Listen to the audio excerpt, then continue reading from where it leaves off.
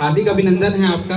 आज हम लोग यहाँ मातृ दिवस के शुभ अवसर पे खड़े हैं और हमारे सामने अभी छोटे छोटे बच्चों ने बहुत ही सुंदर प्रस्तुति दी, जिसके माध्यम से हम अपनी माता के अहमियत को समझने में सफल रहे।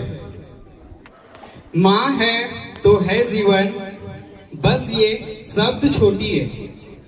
माँ है तो है जीवन, बस एक शब्द छोटी है। माँ है तो घर और माँ है तो घर और ये कपड़े हैं रोटी है। वाह। आए नींद हमें ना अगर तो वो भी बेचैन सोती है। जब दर्द हमारे तन में हो, जब दर्द हमारे तन में हो तो आंखें उनकी रोती है। हो ना इस जग में, हो ना इस जग में माँ कोई रोए, हो ना इस जग में माँ कोई रोए। वाह। हमारे आंसू पानी है पर, हमारे आंसू पानी है पर माँ के आंसू मोती है। वाह, शानदार वर्ड। अभी समझ सकते हो इस लाइन को, तो बहुत ही सुंदर लाइन है माँ के लिए। माँ बस एक शब्द नहीं, माँ जन्मदात्री है और जो दात्री होते हैं उन्हें बस देना आता है और बदले में वो लेना कुछ भी नहीं जानते। आप लोगों को पता है कि हम अपनी माँ को तो माँ कहते ही हैं, लेकिन हम इस पृथ्वी को और हमारे घर में जो गायें होती है उनको भी माँ क्यों कहते हैं? पता है कि नहीं को कि हम इस धरती को भी और गायों को भी माँ क्यों कहते हैं? हमारी माँ तो माँ है ही। तो इसके पीछे मुख्य कारण है कि ये धरती भी बस हमें देना जानती है, बदले में हमसे कुछ भी नहीं मांगती। यही कारण है कि हम पृथ्वी और गायों को भी अपनी माँ समान ही मानते हैं। और इसके बाद हमारे सामने कुछ आपके मदर्स टीचर्स भी हैं, तो ये भी आपके माँ समान ही हैं और इस रूप से आप सभी को भी अपने मदर्स टीचर्स का भी हमेशा आदर और सम्मान करना चाहिए। सच तो ये है कि हर स्त्री माँ होती है। आज मैं माँ के साथ हर नारी को जोड़ना चाहता हूँ। हर स्त्री माँ होती है। ऐसा नहीं है कि हमारी जो माँ है वो बस माँ है और बाकी जितनी भी नारियां हैं वो माँ नहीं है। तो मेरा मानना है कि जितनी भी स्त्री हैं सब माँ हैं। और विज्ञान भी कहता है कि एक स्त्री के बिना किसी भी जीव का रचना नहीं किया जा सकता। और बस इसलिए माँ के साथ हर नारी का सम्मान होना चाहिए। सबसे पहला कारण है कि एक पुरुष भी जब इस धरती पे आया तो पुरुष का अस्तित्व भी एक नारी से ही जुड़ा हुआ है। जब तक नारी ना हो तो पुरुष का भी कोई अस्तित्व नहीं है। और दूसरे रूप में देखें तो एक पुरुष का भी जीवन एक नारी के बिना अधूरा ही रहता है।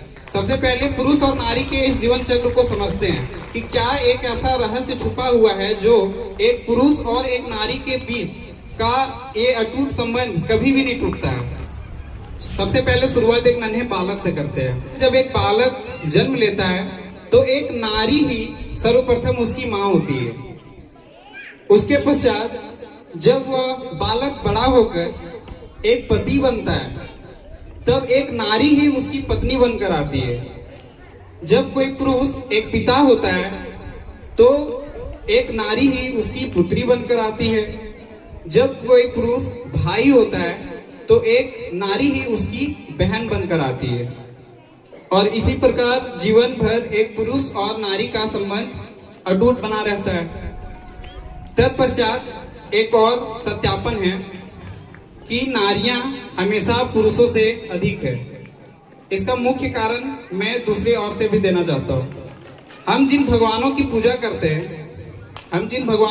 करते हैं वो स्वयं एक नारी को एक पुरुष से अधिक महत्व देते हैं। देखिए कैसे। अगर हम भगवान शंकर को माता पार्वती के साथ याद करते हैं ना, याद करते हैं कि नहीं करते? कई बार हमारे घर में ग्राम में पूजा होता है, तो जब हम भगवान शंकर को माता पार्वती के साथ याद करते हैं तो भगवान शंकर का नाम पहले नहीं आता, पहले माता पार्वती का नाम आता है। इसलिए हम गौरी शंकर या फिर पार्वती शंकर कहते हैं। तो इससे ये पता चलता है कि एक नारी ही पुरुष से अधिक है। इसके बाद अगर हम भगवान नारायण सह लक्ष्मी का उनको याद करते हैं तो उस वक्त नारायण का नाम पहले नहीं आता, माता लक्ष्मी का नाम पहले आता है और इसलिए हम लक्ष्मी नारायण कहते हैं। जब भगवान राम और माता सीता को याद करते हैं तो पहले राम को नहीं, पहले माता सीता को याद करते हैं और राम सीता नहीं, सीता राम कहते हैं। इसके बाद एक और उदाहरण है भगवान कृष्ण और राधा के लिए। तो जब हम भगवान श्री कृष्ण और राधा को याद करते हैं तो कृष्ण राधा नहीं, राधा कृष्ण याद करते हैं। तो इससे मुख्यतः यही पता चलता है कि एक नारी हमेशा सर्वदा एक पुरुष से आगे है। हम इसको टाल नहीं सकते, कभी नहीं टाल सकते। माँ के साथ हमेशा हमारे पास एक अनमोल तोहफा है जो हम नहीं समझ पाते। आज हम लोग मातृ दिवस के लिए खड़े तो जरूर हुए हैं, बस इसके पीछे और भी कुछ कहानियां हैं। माँ के साथ एक अनमोल तोहफा जिनके ना ही हमें दर्द दिखते हैं और ना ही उनके आंसू देखे जा सकते हैं। माँ के तो आंसू हम लोग देख सकते हैं, बट वो अनमोल तोहफा जो हमारे पिता हैं वो कभी भी आपको अपना दर्द नहीं बताएंगे और ना ही उनका दर्द हम आंख के आंसू के थ्रू से देख सकते हैं। तो इन्हीं सब चीजों को देखते हुए एक छोटा सा गाना रहेगा माँ और पिता दोनों के लिए, उसके बाद समापन।